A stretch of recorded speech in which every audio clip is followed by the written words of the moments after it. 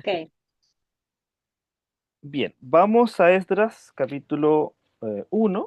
Vamos a leer desde el versículo 1 al versículo 11. Yo tengo la versión Reina Valera 2020, que es una versión un poquito más actualizada, pero no se diferencia mucho de la de 960 que estamos acostumbrados nosotros. Bien, le damos lectura en el nombre de nuestro Señor Jesucristo. Dice, en el primer año de Ciro, rey de Persia, para que se cumpliera la palabra del Señor anunciada por boca de Jeremías, despertó el Señor el espíritu de Ciro. Eso de usted debe de subrayarlo. Despertó el Señor el espíritu de Ciro, rey de Persia, el cual hizo pregonar la palabra y también por escrito en todo su reino. Este decreto fue lo que él escribió. Así ha dicho Ciro, rey de Persia: el Señor, Dios de los cielos, me ha dado todos los reinos de la tierra y me ha mandado que le edifique un templo en Jerusalén, que está en Judá. Quien de entre vosotros pertenezca a su pueblo, suba a Jerusalén, que está en Judá, y edifique la casa al Señor, Dios de Israel. Él es el Dios, la cual está en Jerusalén, y que sea Dios con él. Y a todo el que haya quedado en cualquier lugar donde habite, que la gente de su lugar lo ayuden con plata, oros, bienes y ganados, además de ofrendas voluntarias para la casa de Dios, la cual está en Jerusalén. Versículo 5.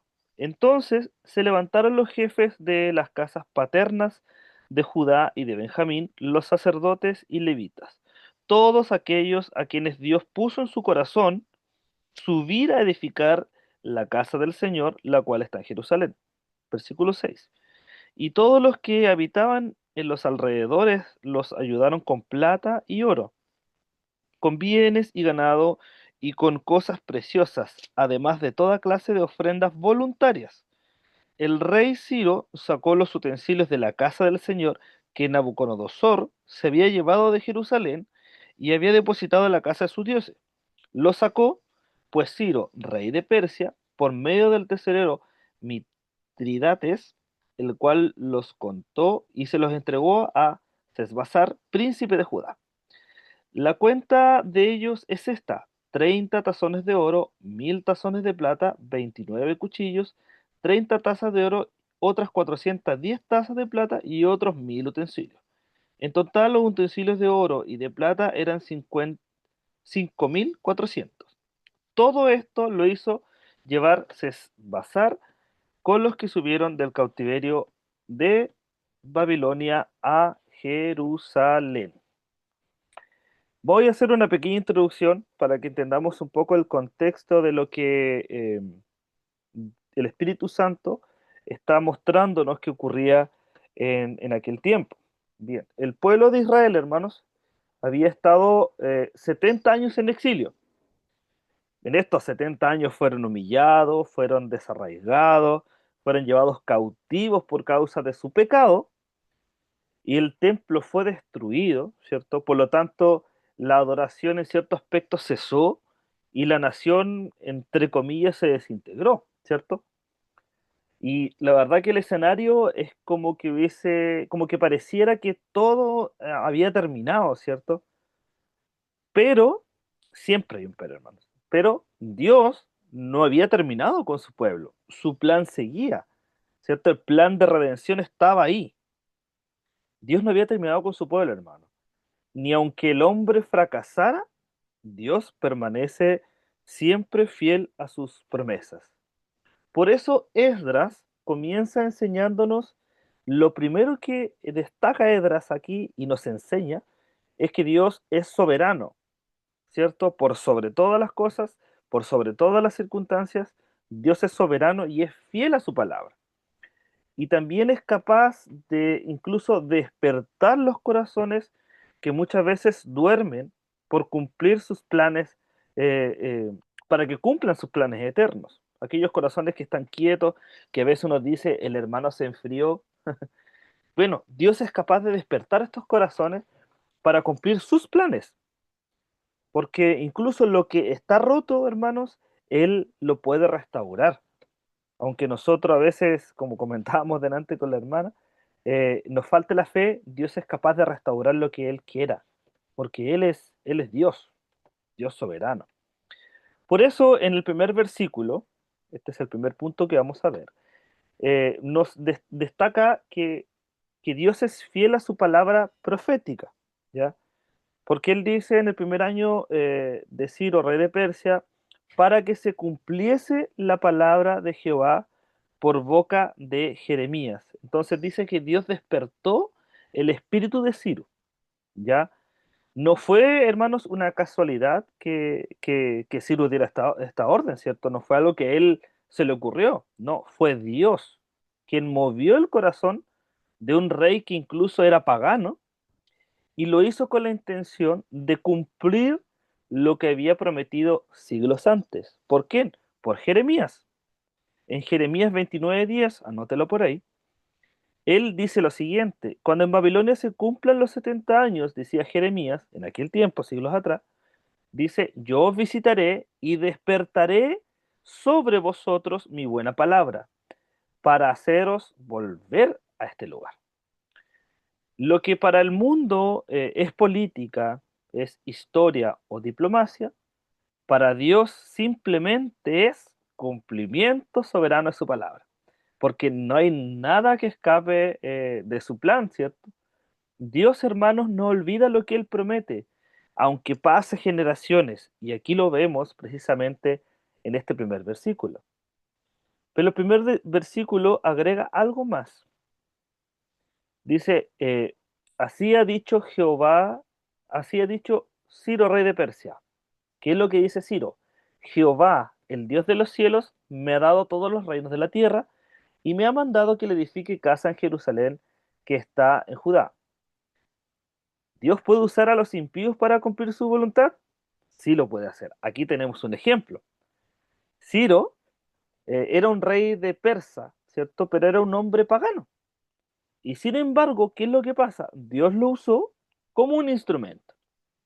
En Isaías, hermanos, Dios lo había llamado incluso a este pagano su ungido. Mire lo que dice Isaías 45:1. Así dice Jehová a su ungido. ¿A quién? A Ciro, el cual tomé yo por su mano derecha, por amor de mi siervo Jacob. Después dice más adelante, te puse nombre, aunque no me conociste. O sea, hermanos, Dios no necesita que alguien sea creyente para usarlo. Él es rey, hermanos, Dios es rey por sobre toda la tierra. Y aún los que no lo conocen, ellos van a ser necesarios para cumplir su propósito y cumplir su voluntad.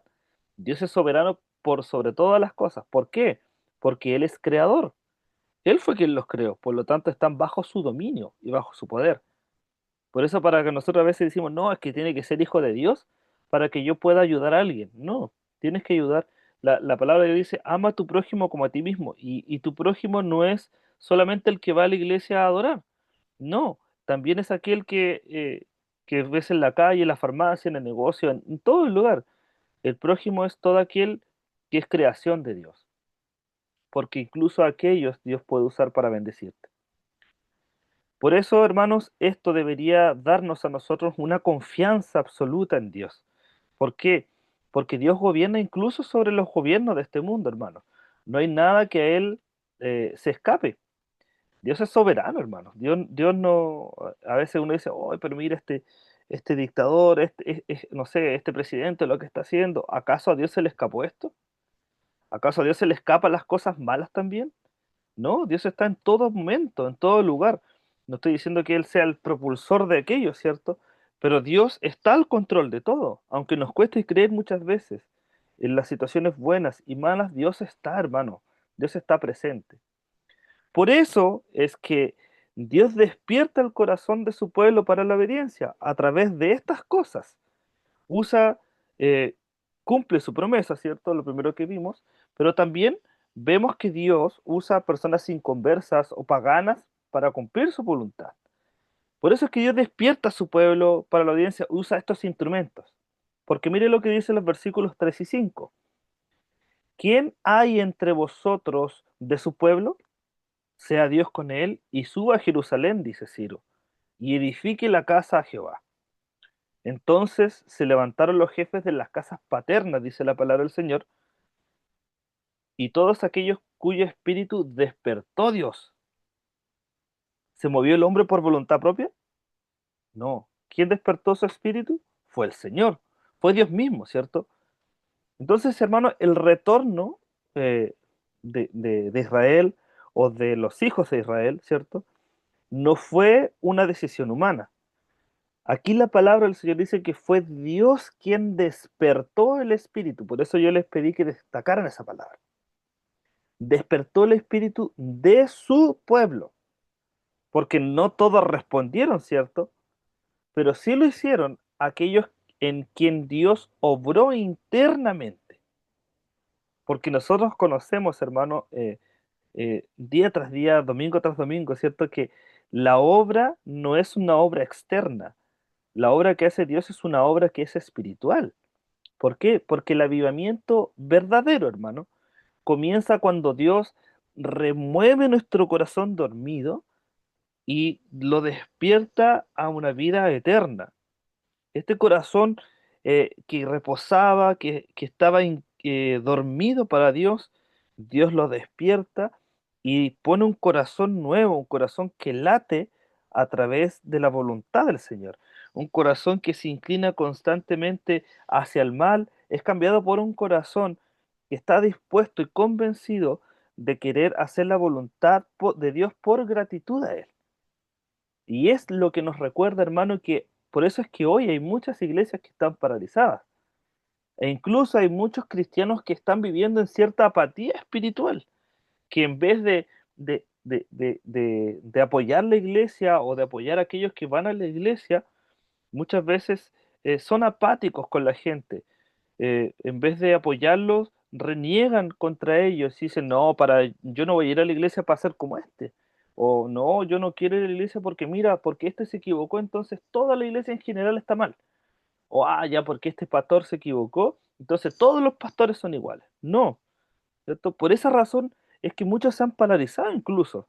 Muchos creyentes han dejado de creer por el testimonio de otros. También somos responsables de nuestro testimonio, ¿cierto? Pero Dios no ha cambiado, hermanos. Dios es fiel a sus promesas. Por eso, ¿qué es lo que necesita la iglesia hoy? La iglesia de hoy necesita que Dios despierte esos corazones nuevamente. Ya, hermanos, no necesitamos corazones que vivan de la emoción solamente, sino que vivan de la convicción divina, que es muy diferente, que confíen en la palabra de Dios independientemente de las circunstancias. Por eso es que vemos y vivimos con cristianos inmaduros y cristianos, eh, lo voy a decir de esta manera, cristianos que viven en pañales, viven creyentes inmaduros, niños, que vienen circunstancias, situaciones, cualquier tipo de situación fuerte y se quedan ahí, porque dejan de creer, porque viven en una convicción que se basa en sus emociones y no en lo que Dios es, porque dependen de lo que Dios les dé para poder creer en Él, incluso hasta las enfermedades. Porque algunos llegan, mire, le voy a dar un ejemplo. A veces la gente, nosotros los predicadores, hermano, yo me hago responsable también. Enseñamos a la gente que ven y Dios te va a sanar. Ven y Dios te va a dar esto. Ven y Dios va a hacer esto, aquello. ¿Y qué pasa cuando a esa persona no se le cumple lo que él viene a buscar? Se frustran y se van. ¿Por qué? Porque basan su fe en lo que Dios le va a dar y no en lo que Dios es. Y eso es un error que hemos cometido los que enseñamos la palabra del Señor. Y aquí caemos todos, ¿cierto?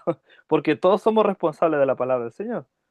Entonces debemos cambiar nuestra forma de predicar y anunciar la verdad de Dios, que Él es fiel a sus palabras, hermano. Por eso, hermano, Dios provee todo lo necesario para su obra. Y acá en Esdras, usted ve entre el versículo 6 y 11 que Dios provee todo lo necesario para restaurar su obra. Si bien Dios usa gente pagana, Dios despierta los corazones, pero también Dios provee todo lo necesario para su obra. Mire lo que dice la palabra del Señor, versículo 6. Y todos los que estaban en sus alrededores, ¿qué hizo Dios? Hizo que estas personas les ayudaran con qué? Con plata, con oros, con bienes, con ganados. Además, dice la palabra, el rey Ciro sacó los utensilios de la casa de Jehová y todos los entregó a Sesbazar. El total de todos los utensilios de oro y de plata fue de 5.400. O sea, no solo fue el llamado, ¿cierto? Sino que también Dios proveyó lo necesario para eso. Dios te llama, pero Dios te va a proveer, hermanos. Dios movió a las personas comunes y corrientes y, y movió incluso a este rey para dar lo necesario para la obra del Señor. Incluso dice la palabra que él restituyó lo que había sido robado por Nabucodonosor, ¿cierto? Los utensilios del templo de Nabucodonosor que habían sido llevados. ¿Por qué? Porque la palabra de Dios en Ageo 2.8 nos dice, porque mía es la plata y mío es el oro, dice Jehová de los ejércitos. Ageo 2.8. Y aquí, hermanos, quiero hacer un paréntesis, aparece un personaje que es importante y que es clave para este libro. Sesbazar. ¿Quién es Sesbazar? Versículo 8 dice, los entregó a Sesbazar, príncipe de Judá.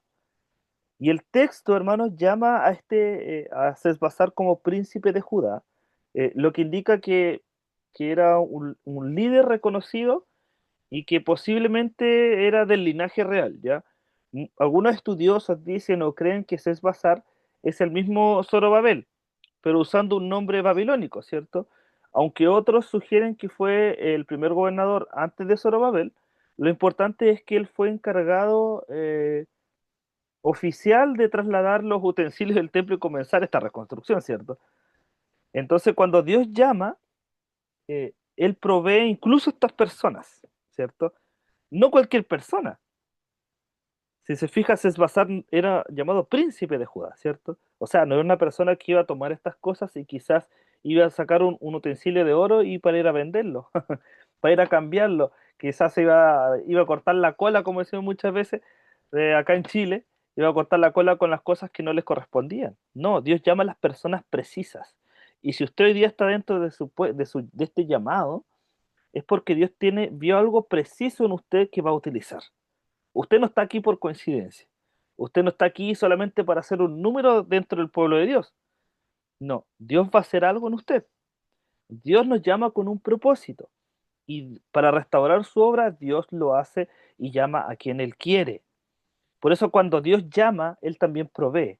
Él no deja la obra o su obra a medias. Si Dios te está llamando a reconstruir, ¿cierto? Aquí a través de lo que nos da el testimonio, eh, Dios también te va a llamar a servir, ¿cierto? Dios también te va a llamar a obedecer, pero también te dará todo lo necesario para que tú puedas servir, puedas obedecer y puedas reconstruir, ¿cierto? Lo que muchas veces vemos como acabado, destruido, ¿cierto? Y el problema no es que Dios no dé, sino que muchos hoy en día no están dispuestos a obedecer, y esa es la diferencia. Porque, como les decía hace un momento, muchos cristianos viven por emoción, esperando que Dios les dé, y no viven por convicción, no están queriendo obedecer al Señor, no están dispuestos.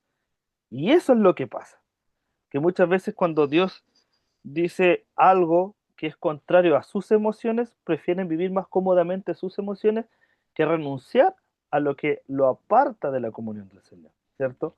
Aquello que lo aleja de esta relación de santidad, de obediencia, de, de agradar al Señor. No, muchas veces queremos vivir cómodo en el pecado y no renunciar a Él, no arrepentirnos y seguir obedeciendo a los deleites y a los placeres de nuestra carne. Entonces, es eso lo que distingue a la luz de lo que acabamos de leer, eh, cuando Dios provee, hermanos. Si Dios provee para todo lo que tú necesitas, Dios también requiere de nosotros obediencia, no como eh, algo que nos vaya a dar una exclusividad dentro del pueblo de Dios, porque el hecho de que obedezcamos y cumplamos con las cosas de Dios no nos hace ser más especiales, es lo que tenemos que hacer y lo hacemos por gratitud, ¿cierto? No por ganar un favor de Dios, no, porque lo que Cristo ya hizo en la cruz fue suficiente para nosotros, fue suficiente para Dios. Entonces ya no hay nada que a Dios le complazca más que ver a su hijo entregando su vida por amor a usted y por amor a mí. Por eso es que Dios ya no te ve a ti, sino que ve a Cristo delante de ti. Pero bien, concluyamos esto, porque ya no quiero seguir extendiéndome más. Creo que las ideas son muy claras. Eh, este capítulo, hermanos, lo vuelvo a decir, es un retrato de lo que Cristo vino a ser, pero en un nivel mucho más profundo. El exilio del pueblo de Israel, ¿cierto? Era algo físico, ¿cierto? Pero si lo llevamos a lo nuestro era algo espiritual. Estábamos nosotros esclavos del pecado y estábamos separados de Dios y despojados de su comunión. Pero Dios no se quedó indiferente. ¿Qué es lo que hizo Dios? Él envió a su Hijo para rescatarnos y traernos de vuelta a la casa. Por eso Colosenses 2, capítulo 13 dice, y a vosotros, estando muertos en pecados, os dio vida juntamente con Él, perdonando todos sus pecados. Israel estaba lejos de, de su casa, ¿cierto? Estaban en exilio, separados, pero Dios cumplió su palabra y los trajo otra vez, ¿cierto? Los está restaurando. Nosotros también estábamos lejos, separados de Dios, despojados de su comunión, pero Dios envió a su Hijo para rescatarnos, para redimirnos y para traernos a su comunión otra vez. Así, hermanos, como Dios despertó a Ciro y a su pueblo, hoy también Dios quiere despertar nosotros. Hoy Dios despierta a los suyos por medio de su espíritu y por medio de su palabra. Cristo, hermanos, no solo reconstruyó un templo físico, sino que Cristo reconstruyó una humanidad, hermano. Cristo reconstruyó y edificó una iglesia que es viva, una iglesia que es santa y es que está edificada en Él, no en las emociones y en lo que Dios nos dé, sino que está edificado en Él. Por eso tenemos que parecernos a Él, porque Él es nuestro mayor ejemplo, Él es nuestra paz, Él es Él es nuestro deleite, Él es nuestra satisfacción, no las cosas de este mundo, no los tesoros de este mundo, lo que el mundo nos puede ofrecer no es suficiente comparado a Cristo. Cristo es mayor que todo, hermano. Por eso hoy día les pregunto y quiero confrontarlos un poquito y me confronto a mí también. ¿Estamos dormidos espiritualmente? ¿Acaso estamos dispuestos a dejar que Dios despierte nuestro corazón y nos levantemos para obedecerle? Aunque eso signifique, hermanos, muchas veces dejar nuestra comunidad y entrar en la obra que Él quiere hacer con nosotros, con su iglesia, para servir a otros que incluso no sean creyentes. ¿Estamos dispuestos a despertarnos? ¿Estamos dispuestos a morir a nosotros para vivir para Él? Por eso este primer capítulo de Esdras nos muestra varias cosas importantes, ¿cierto? Tenemos que despertar. Dios va a mover incluso a las personas que sean paganas, inconversas, para cumplir su voluntad y para despertarnos, para mostrarnos que Él es fiel a sus promesas y que Él está presente y que muchas veces va a tomar incluso a aquellos paganos o a aquellos inconversos, para decirlo de una forma más sutil, no creyentes, ¿cierto? Para decirnos, oye, si tú no ibas a la iglesia, oye, y tú no eras creyente, ¿qué pasó?